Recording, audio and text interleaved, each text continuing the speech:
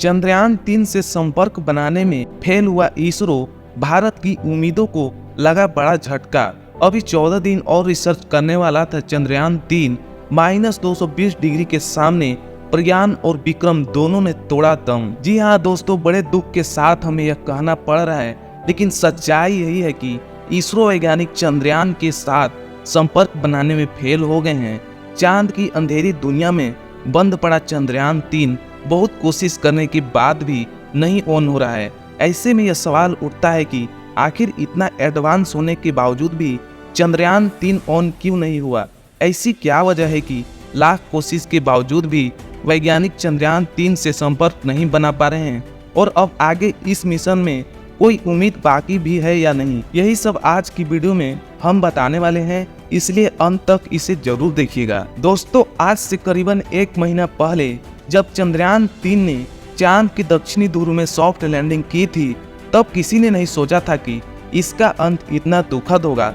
अभी की बात करें तो लगातार कोशिश करने के बाद भी वैज्ञानिक चंद्रयान-3 के साथ संपर्क नहीं बना पा रहे हैं। हमारा चंद्रयान-3 जो 1 महीना पहले तक चांद की अंधेरी दुनिया में सीना तान कर इधर उधर घूम रहा था, वो आज बेजान सा होकर एक कोने में पड़ा हुआ है। लेकिन कुछ समय पहले तक इतिहास बनाने वाले चंद्रयान-3 की यह हालत कैसे हुआ, चलिए इसके बारे में आपको थोड़ा विस्तार से समझाते हैं। असल में दोस्तों, अंतरिक्ष की गहराई में 40 दिनों का सफर तय करके जब हमारा चंद्रयान-3 चांद के दक्षिणी ध्रुव में पहुंचा, तो पूरी दुनिया इस सफलता को देखकर हैरान रह गई। किसी को यकीन नहीं हो रहा था कि भारत चांद के दक्षिणी ध्रुव में सॉफ्ट लैंडिंग करने वाला दुनिया का पहला देश बन गया था। यह बात 23 अगस्त की है, जब चंद्रयान-3 ने यह इतिहास बनाया था। इसके बाद बारी थी चांद की इस रहस्यमय दुनिया में खोजबीन करने की, और अपने इस काम को भी चंद्रयान-3 ने इतना बखूबी से पूरा किया था कि दुनिया भर के वैज्ञानिक और नासा जैसी स्पेस एजेंसी भी हैरान रह गई। चंद्रयान-3 ने चांद पर वो खोज निकाला जिसे नासा अपने को भी भेज कर नहीं ढूंढ पाया था। दरअसल चंद्रयान-3 ने रोवर प्रज्ञान और विक्रम लैंडर की मदद से चांद की धरती पर एल्युमिनियम, कैल्शियम, आयरन, टाइटेनियम और सिलिकॉन जैसे तत्वों की खोज की थी। यह पहली बार था जब किसी अंतरिक्ष यान ने चांद पर इन सब तत्वों की खोज की है। इसके चलते चंद्रयान-3 की खोज पूरी दुनिया में बहुत ज्यादा खास मानी गई और इसकी चर्चा भी खूब हुई। और चंद्रयान-3 सिर्फ यही नहीं रुका, बल्कि उसके बाद उसने चांद पर सल्फर और ऑक्सीजन को भी ढूंढ निकाला।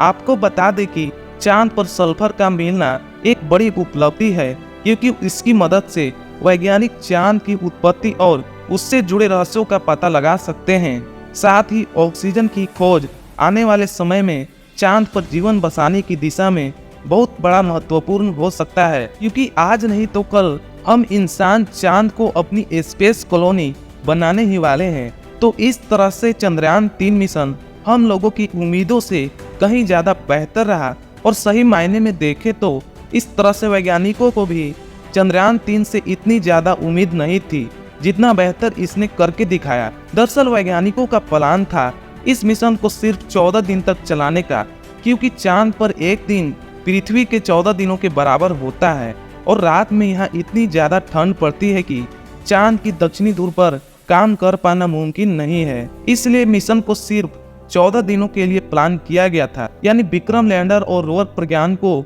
अपना सारा काम इन 14 दिनों में निपटाना था, जो 4 सितंबर को पूरे होने वाले थे।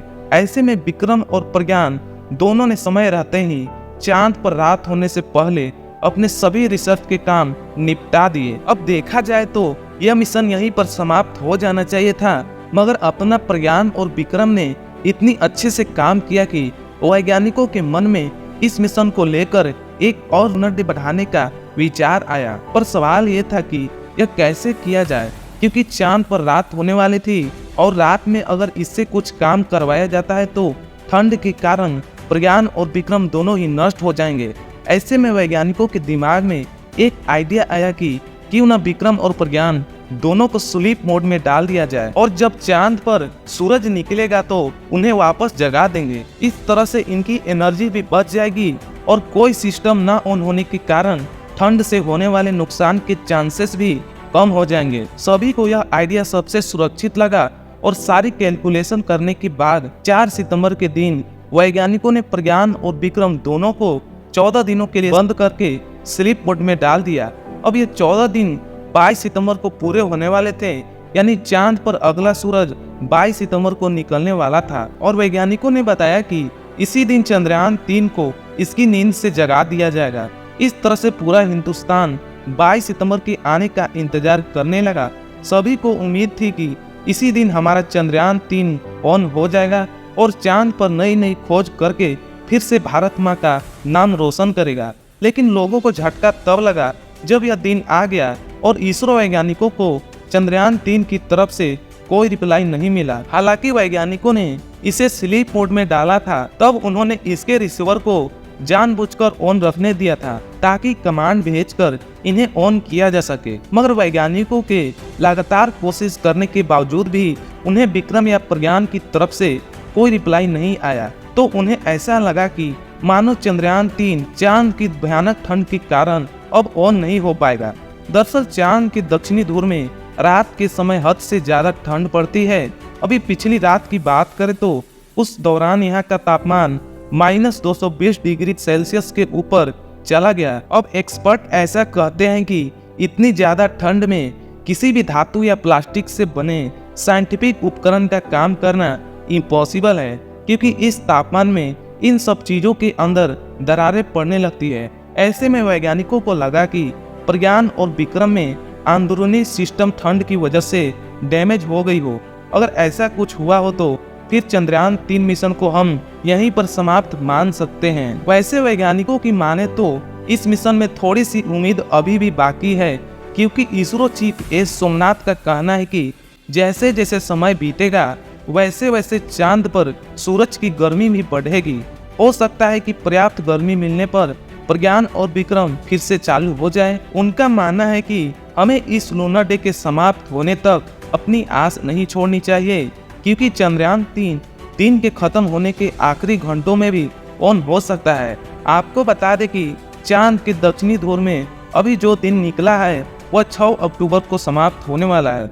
इसके अलावा कुछ एक्सपर्ट ऐसा मानते हैं कि चंद्रयान 3 को ऑन करने के लिए वैज्ञानिकों को कमांड देने की जरूरत नहीं है, क्योंकि प्रज्ञान और विक्रम दोनों अपने आप को चालू कर देंगे, क्योंकि उन्हें ऐसे ही बनाया गया है। साथ ही इसरो के पूर्व वैज्ञानिक मलेस्वामी अन्नादुरई ऐसा सोचते हैं कि चांद पर एक रात बिताने के बाद रोवर प्रज्ञान तो नींद से जाग सकता है, लेकिन विक्रम लैंडर के चांसेस कम हैं, क्योंकि उनके अनुसार हमारा रोवर लैंडर से कहीं ज्यादा मजबूत है। खैर एक्सपर्ट चाहे जो भी कहें, लेकिन सच्चाई तो यही है कि प्रज्ञान और विक्रम को इतने लंबे समय तक चलने और चांद पर रात में पड़ने वाली सर्दी को झेलने के लिए नहीं बनाया गया था।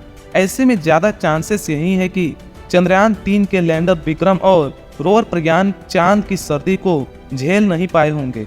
और जैसा कि इसरो के वैज्ञानिक ने कहा था कि 22 सितंबर के दिन प्रज्ञान और विक्रम ऑन नहीं हो पाए तो उन्हें हमेशा के लिए भारत के लूनर एम्बेसडर के रूप में याद किया जाएगा। अब हमें ऐसा लग रहा है कि चंद्रयान 3 का अंत मानना होगा। वैसे आप बताइए 6 अक्टूबर तक चंद्रयान 3 ऑन हो पाएगा या नहीं? अपना जवाब कमेंट में बताइए और वीडियो को भी लाइक और शेयर कर दीजिए। साथ ही ऐसे ही इंफॉर्मेटिव वीडियो देखने के लिए हमारे चैनल को सब्सक्राइब भी कर दीजिए।